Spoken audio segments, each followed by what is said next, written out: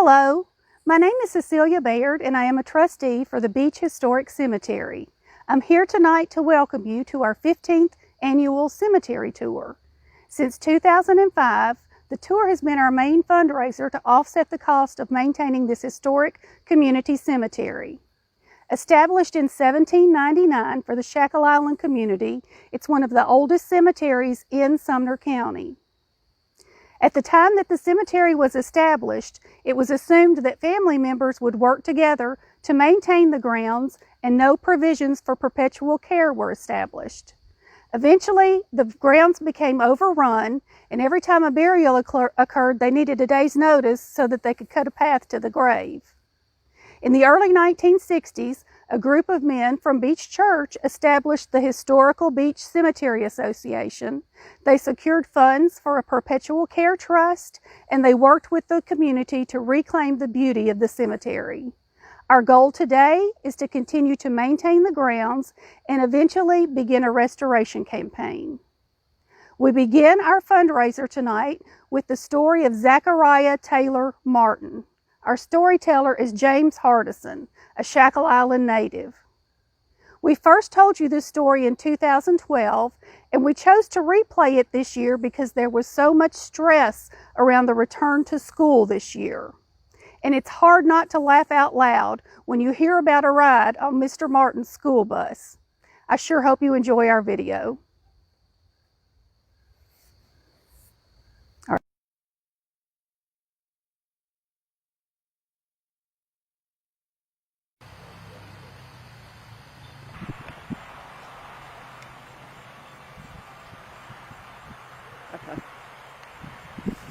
Hello, welcome to my home. My name is Zachariah Taylor Martin.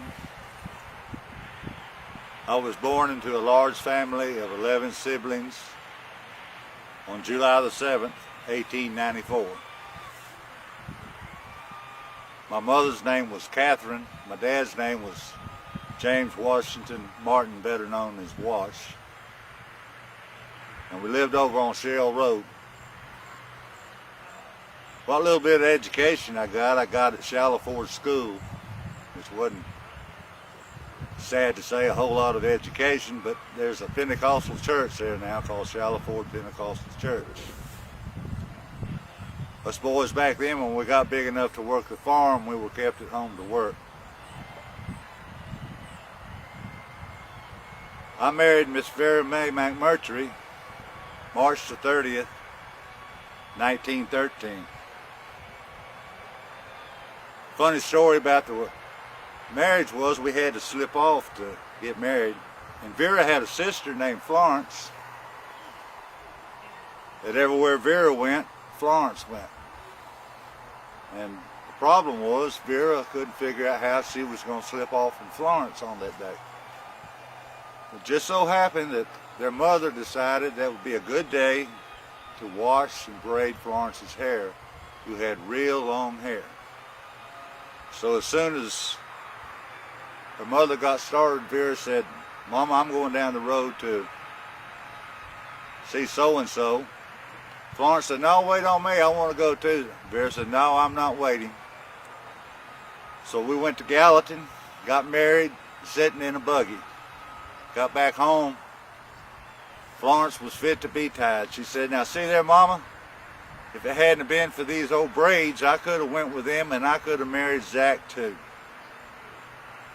Well, me and Vera raised 4 children: Blanche, Stephen, Lillian, Aline, 2 grandchildren, Howard and Jane. We lived in several different places, but never really out of the area. Long Hollow Pike, Shell Road, back to Long Hollow Pike. Finally, I bought 15 acres on Hogan's Branch Road for $600 and began to farm. Had several different jobs: farming, logging, worked at a sawmill for Mr. Rob Garrett, helped Mr. Claude Garrett of Cole and Garrett prep bodies. Didn't seem to take too many people to the funeral home back then. Just anything to make a living. Then I started driving the school bus. The first bus I had to buy myself, buy my own gas. Of course, the county reimbursed me, but it was an old panel truck. I made some wooden benches. And sometimes I'd take the kids to school in the morning, and if somebody wanted a calf or a pig or something hauled to market, I would haul the stock to market, then come back home and put the benches back in the school bus and pick the kids up. Sometimes I had the chance to clean it out, and sometimes I didn't. That's why they called it the pig bus. Had an old hawkbill knife that I kept in my pocket all the time. I used around the farm, and sometimes be down at Wortham store. A bunch of us guys would be in there ribbing one another, and if they got on me too hard, I always said I got my hand on my knife. Got my hand on my knife. Well, I finally got me a big yellow bus. Only accident I ever actually really had, Dr. Buchanan run into the back end of me over here on Long Hollow Pike. I just got out of the bus and walked back and said, "Dr. Buck, what's wrong?" He said, "Zach, what are you doing sitting in the middle of the road?" I said, "Well, I had to stop to let some kids off. I had my lights on and my stop sign out. Well, I just didn't see you." Carried the bus on to town and got it fixed, and they decided they wouldn't charge Dr. Buck. 1962, the good Lord decided he'd call my wife home, and I decided it was about time to retire. But Dick Newman, who was over the Sumner County Schools, kept on wanting me to drive part-time, and of course that part-time ended up being full-time. And I drove for a few more years. But on December the 17th, 1968, the good Lord called me home. 8 of us out of 11 brothers and sisters called this beautiful place home. I'm so glad that y'all could stop by.